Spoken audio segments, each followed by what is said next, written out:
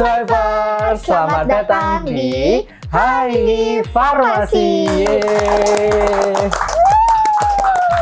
Kali ini kita akan bahas seputar karir di dunia farmasis.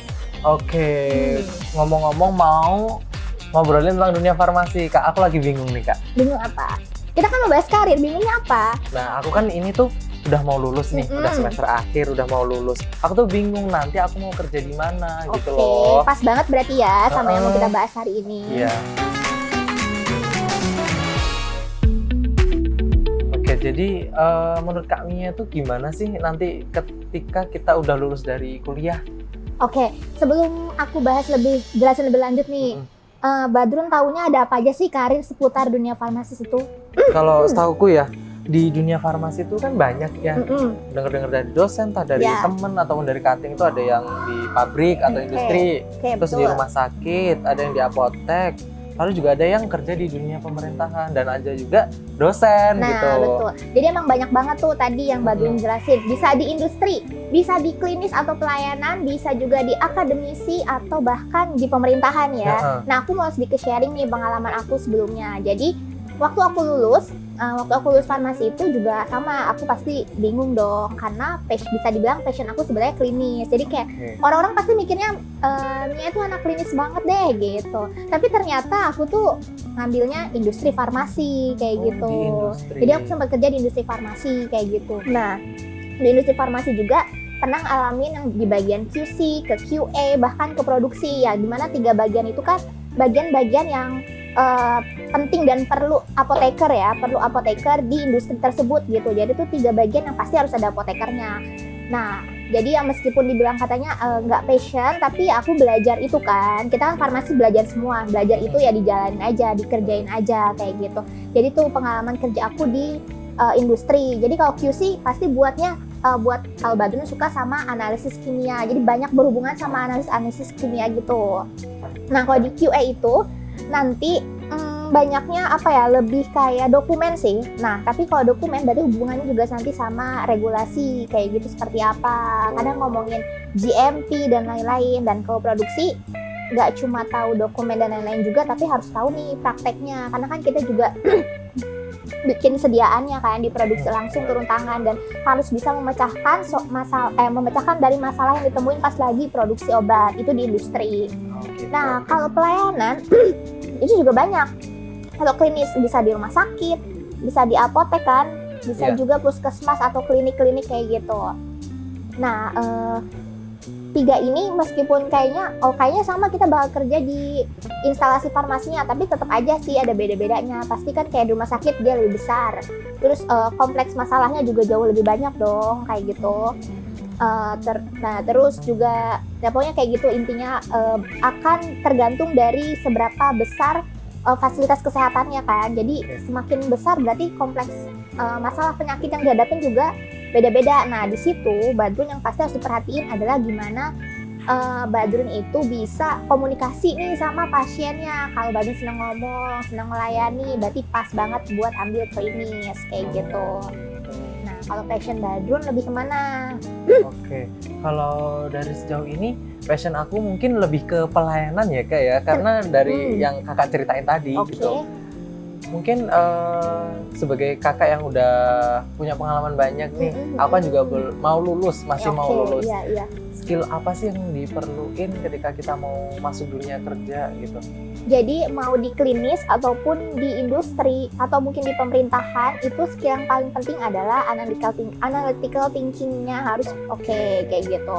Karena kalau bisa di industri nih, kan masalahnya mungkin memang nggak ketemu pasien, kita nggak ketemu penyakit pasien apa, tapi lebih kayak gimana sih solusi menyelesaikan apabila ada obat yang bermasalah kayak gitu. Nah, kalau tadi kan Badrun bilangnya passionnya ke klinis, berarti juga harus bisa nih nentuin kira obat apa sih yang tepat pas ada pasien yang ternyata sakit ini, komplikasi juga ke sini. Nah, itu kan kita harus bisa nih, kalau dikasih obat ini doang, ini nggak bisa karena misalnya ada interaksi bisa mempengaruhi ini gitu dan lain-lain kayak gitu. Nah, itu sih analytical thinking itu. Terus yang kedua, yang penting juga adalah komunikasi.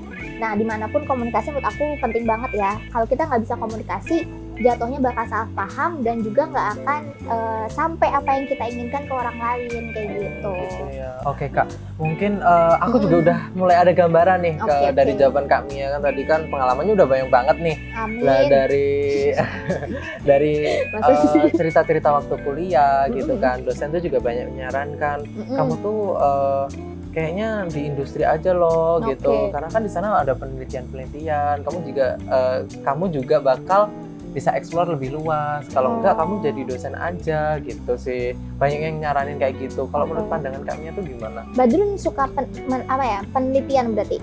Kalau dibilang suka sih suka Kak, karena ketika di lab itu menurutku tuh suasana yang enjoy ada, hektik ada, terus pusing juga ada, tapi senang juga ada gitu loh di lab. Iya, kalau dari aku sebenarnya aku juga pernah nih kerja di bagian di penelitian ya, maksudnya lebih kayak ya uji obat baru nih, itu bener-bener di lab kan.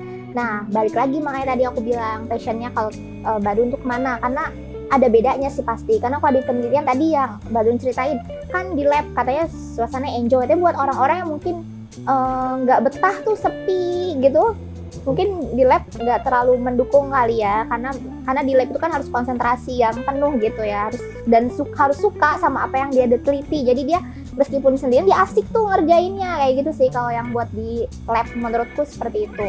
Jadi kalau aku pribadi karena udah pernah nyobain situ, terus aku tahu kayak gini, aku milih kayak kayaknya aku emang nggak terlalu passion nih di lab yang sendirian gitu kerjanya. Mungkin aku lebih seneng ngelayanin orang kayak gitu. Harus dicari tahu sih, jangan sampai nanti pas udah lulus jadi salah jurusan, salah milih karir kan. Salah milih karir, jangan sampai ya. Banget, iya kayak gitu. Oke, berarti kita harus tahu tentang diri kita sendiri dulu betul ya banget. kayak. Betul banget, harus tahu, itu harus tahu. Jadi kalau semuanya kita anaknya ekstrovert, kayaknya nggak mungkin deh kalau di lab, karena kan sendiri kata. Iya, tapi kalau emang dia suka, ya bisa aja sih. Jadi balik ke individu masing-masing gitu. Oke. Tapi jangan sampai kalau ekstrovertnya di lab nanti malah ngerusuh di lab, kan nggak diinginkan. Iya, yang ada nanti penelitiannya amburadul. Nggak jadi neliti, malah jadinya yang lain. Nah, sebenarnya aku mau tahu nih. Dulu awal kita balik ke awal sedikit nih Badrun ya kan, sebelum sampai akhirnya Badrun mau nentuin apa sih karir kedepannya. Dulu motivasi Badrun pilih farmasi itu apa sih gitu? Sebenarnya motivasi aku, tapi sebelumnya mohon maaf ya Kak, karena farmasi itu di pilihan kedua aku gitu. Jadi farmasi itu di pilihan kedua aku, dan pilihan pertamanya itu lebih ke teknologi teknik informatika.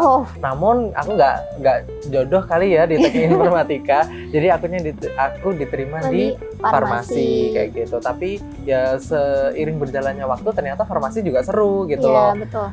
Selain itu aku juga sambil berjalan itu menemukan bahwa ternyata aku juga nggak salah jurusan loh di sini. Ternyata aku juga punya passion loh di sini gitu. Selama aku kuliah itu aku menyadari itu. Jadi nggak ada salahnya ketika aku milih di farmasi. Jadi awalnya memang aku agak keberatan. Aduh, kenapa sih harus farmasi gitu?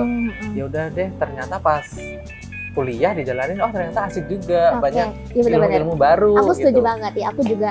Aku pilihan pertama sih dari awal. Tapi waktu itu emang nentuin buat milih farmasi emang kayak baru-baru mau daftar kuliah aja gitu kan, karena ikut nemenin temen yang pengen banget farmasi, aku jadi belajar juga. Tapi dari situ aku jadi penasaran, pas masuk alhamdulillah aku senang gitu. Nah tadi aku penasaran nih, Badrun bilang awalnya suka teknologi informasi gitu ya, maksud ke IT lah ya. Nah di farmasi tuh ada juga loh kayak pilihan jurusan kefarmasian yang bisa di IT gitu. Ada Kak? Ada. Nah jadi pernah dengar docking? Nah itu jadi nah itu kan kita tuh kayak buat bikin obat baru, biasanya mereka itu kayak nyusunnya lewat IT dulu gitu biar nggak terlalu lama nih coba-cobanya kayak gitu. Nah itu bisa jadi pilihan juga. Nah aku juga makin seru nih, makin bingung kayaknya. Suka IT? Suka IT iya. Farmasinya juga seneng. Pelayanannya gitu. juga iya kan, tadi pengen pelayanan. Terus suka riset, jadi kayak agak-agak emang belum nemu titik terang. Titik terangnya ya, masih bingung banget nih. Rasanya pengen diambil semua aja gitu. Tapi nggak mampu. Nah, ngomongin diambil semua sebenarnya bisa aja, cuma jadi ini sih nanti buat karir kedepannya. Jadi pas kamu mau pindah ke yang lain, jadi kayak mulai lagi dari nol kayak gitu. Mungkin aku juga butuh tempat nih Kak yang kayak aku harus nyari informasi kayak gitu di mana gitu juga ya. Jadi biar aku lebih tahu tentang karir setelah lulus dari farmasi itu gimana gitu. Kalau mau cari informasi mengenai karir atau gimana sih cari-cari karir atau bagaimana nih jenis-jenis karir di mana apa yang farmasi industri, pelayanan atau lain-lain. Nah, Badrun bisa download aplikasi Swiper X. Di situ tuh ada grup tentang karir yang Badrun bisa ikutin. Nah, di situ banyak banget nih informasi yang di-sharing dari teman-teman yang udah join di aplikasi Swiper X. Kayak gitu. Oke, abis ini aku langsung download aplikasinya. Ada di App Store dan Play Store ya Kak? Iya, betul banget.